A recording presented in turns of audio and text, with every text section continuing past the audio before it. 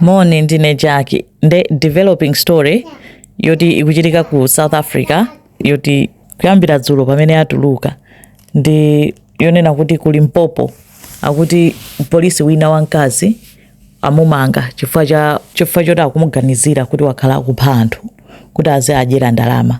Kwa ajira kwake akuti amapita kwa anthu oti odwala oti mwina ali ndi misala saganiza bwino anthu one ovutika mu community anjo oti sazitolera ayi apita kukhala ngati wadziwana nawo nkuwatenga kupita ku company ya insurance kwasayinisa life insurance yonena kuti iye akhala beneficiary kuti munthu akazafa iye azalandira ndalama mwakuti asayina insurance ija akapanga choncho amupha munthu uja akamupha akalandira ndalama zija ngati polisi yonena kuti amayenera kutani kulandira achitidwa award ndalamazo akuti wakhala akupanga zimenezo zokuyamba 2019 chaka chilichonse 2019 2020 2021 20 akupha anthu ndipo akukhulupirira kuti kapena ndine kuti akumuganizira kuti wapha anthu okwana 6 ndipo walandira ndalama za insurance zokwana 10 million rands mnjira yake yokupha. Nde anayamba kumudabwe kuti tsono anthuwa iyeyu sabale ake akufa iye nkumalandira ndalama nthawi zonse akulandira ndalama ifa chani kenako anayamba mpanga investigate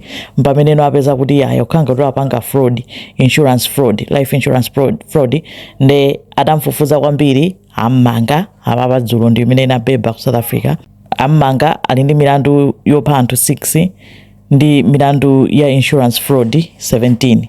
Nde akuyenera kuonekera ku court lerolo kukayankha milanduyo koyamba itikaya belo chani ngati atampatse koma nkhani yake kuchitika ku South Africa nditiyo ndi imeneyo. Nkhope yake sanayitulutse ndiponso dzina lake sanalitulutse.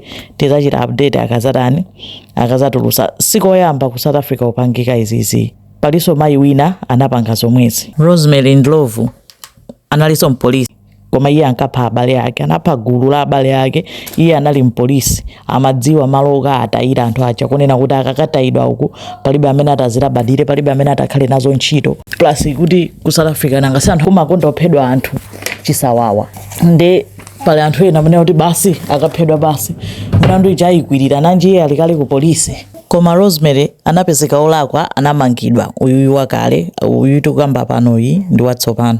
Nde zimene zikuchitika ku South Africa ndi zimenezo tiyitsatira zikomo kwambiri.